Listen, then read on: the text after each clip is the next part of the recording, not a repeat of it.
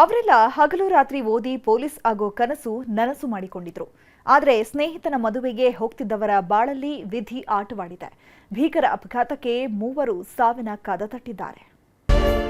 ಒಮ್ಮೊಮ್ಮೆ ಭಗವಂತನ ಮನಸ್ಸು ಕೂಡ ಕಲ್ಲಾಗಿ ಬಿಡುತ್ತೆ. ವಿಧಿಯಾಟದ ಮುಂದೆ ಯಾರ ಆಟನೂ ನಡೆಯಲ್ಲ ಅಂತ ತೋರಿಸ್ಕೊಡುತ್ತೆ. ಸಾವಿನ ಕರೆ ಬಂದ್ರೆ ಭೂಲೋಕವನ್ನ ಬಿಟ್ಟು ಹೊರಡಲೇಬೇಕು. ಆದ್ರೆ ಕೆಲವರ ಜೀವನದ ಕೊನೆ ಘಳಿಗೆ ನೋಡಿದ್ರೆ ನಿಜಕ್ಕೂ ಕಣ್ಣಾಲಿಗಳು ಒದ್ದೆ ಆಗುತ್ತೆ.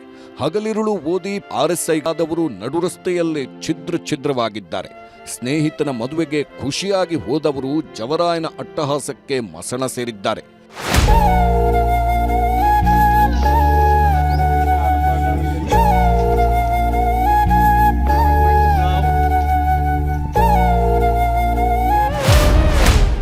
ಗೆಳೆಯನ ಮದುವೆಗೆ ಹೋದವರ ದುರಂತ ಅಂತ್ಯ. ಜವರಾಯನ ಕೇಕೆ, 3 ಪೊಲೀಸರು ಬಲಿ. ಈ ಫೋಟೋಗಳಲ್ಲಿ ಕಾಣ್ತಿರೋ ಈ 3 ಸಾವನ್ನ ವಿಧಿಯಾಟ ಅನ್ನಬೇಕೋ ಅಥವಾ ಇವರ ಹಣೆಬರಹವೇ ಇಷ್ಟೇ ಅನ್ನಬೇಕೋ ಒಂದೂ ಗೊತ್ತಾಗ್ತಿಲ್ಲ. ಕೊಪ್ಪಳ ಜಿಲ್ಲೆ ಕಾರಟಗಿ ಮೂಲದ ಮಂಜುನಾಥ್, ರಾಯಚೂರು ಜಿಲ್ಲೆಯ ವಿರೂಪಾಪುರದ ಅಮರೇಶ್, ಶಿವಮೊಗ್ಗ ಜಿಲ್ಲೆ ಕುಡುವಲ್ಕಿ ಗ್ರಾಮದ ಸಚಿನ್ ಬೆಳ್ಳಂಬೆಳಿಗ್ಗೆ ಸಾವಿನ ಕದ ತಟ್ಟಿದ್ದಾರೆ. 3 ಜೀವನದಲ್ಲಿ ಕಷ್ಟಪಟ್ಟು ಮೇಲೆ ಬಂದವರು. ಓದಿ ಏನಾದರೂ ಸಾಧನೆ ಮಾಡಬೇಕು ಅಂತ ಹಗಲಿರುಳು ಓದಿ RSIಗಳಾಗಿದ್ರು. ಇವರ ಪರಿಶ್ರಮಕ್ಕೆ ತಕ್ಕ ಹುದ್ದೆ ಸಿಕ್ತಿದ್ದಂತೆ ಮನೆಯವರೆಲ್ಲ ಖುಷಿಯಾಗಿದ್ರು. ಇನ್ನೇನು ನಮ್ಮ ಮಕ್ಕಳು ಒಳ್ಳೆ ಹುದ್ದೆ ಏರಿದ್ದಾರೆ, ನಮಗೆ ಇನ್ಯಾವ ಚಿಂತೆಯೂ ಇಲ್ಲ ಅಂತ ನಿಟ್ಟುಸಿರು ಬಿಟ್ಟಿದ್ರು. ಅಷ್ಟರಲ್ಲಾಗಲೇ ಸಾವಿನ ಮನೆ ಸೇರಿದ್ದಾರೆ.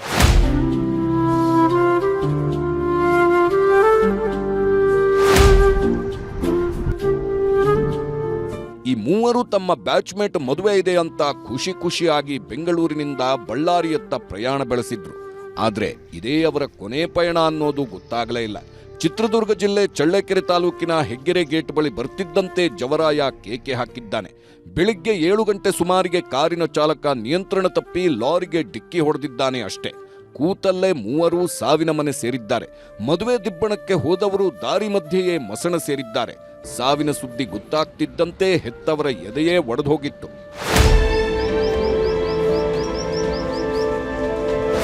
ಇನ್ನು ಘಟನಾ ಸ್ಥಳಕ್ಕೆ ಗೃಹ ಸಚಿವ ಡಾಕ್ಟರ್ ಜಿ ಪರಮೇಶ್ವರ್ ಭೇಟಿ ನೀಡಿದ್ರು. ಮೃತರ ಕುಟುಂಬಸ್ಥರಿಗೆ ಸಾಂತ್ವನ ಹೇಳಿದ್ರು. ಮಾನವೀಯತೆ ದೃಷ್ಟಿಯಿಂದ ಮೃತರ ಕುಟುಂಬಗಳಿಗೆ ನೆರವಾಗುವುದಾಗಿ ತಿಳಿಸಿದ್ರು. ಏನೆಲ್ಲ ಸಹಾಯ ಮಾಡ್ಬೋದು ಕುಟುಂಬಗಳಿಗೆ, ಯಾಕೆಂದರೆ ಅವರು ಇನ್ನೂ ಈಗ ತಾನೇ ಸರ್ವಿಸಿಗೆ ಸೇರಿದ್ದಾರೆ. ಅವರ ಕುಟುಂಬದವರು ಅವ್ರ ಮೇಲೆ ಅವಲಂಬಿಸಿರ್ತಾರೆ. ಅದರಿಂದ ಸರ್ಕಾರ ಅದನ್ನು ಭಾಳ ಮಾನವೀಯತೆ ದೃಷ್ಟಿಯಿಂದ ನೋಡಿ ಏನು ಸಾಧ್ಯ ಆಗುತ್ತೋ ಅದೆಲ್ಲವನ್ನು ಮಾಡ್ತಾರೆ. ನಲ್ಲಿ ಖಾಕಿ ತೊಟ್ಟು ನೌಕರಿ ಮಾಡುವ ಆಸೆ ಪಟ್ಟವರು ನಡುರಸ್ತೆಯಲ್ಲೇ ದುರಂತ ಅಂತ್ಯ ಕಂಡಿದ್ದಾರೆ. ಅತ್ತ ಗೆಳೆಯ ದುಃಖದಲ್ಲೇ ಹಸೆಮಣೆ ಏರುವ ಪರಿಸ್ಥಿತಿ ಬಂದಿದ್ದು ನಿಜಕ್ಕೂ ವಿಪರ್ಯಾಸ. ವಿನಾಯಕ್ ತೊಡರ್ನಾಳ್, ನ್ಯೂಸ್ 18, ಚಿತ್ರದುರ್ಗ.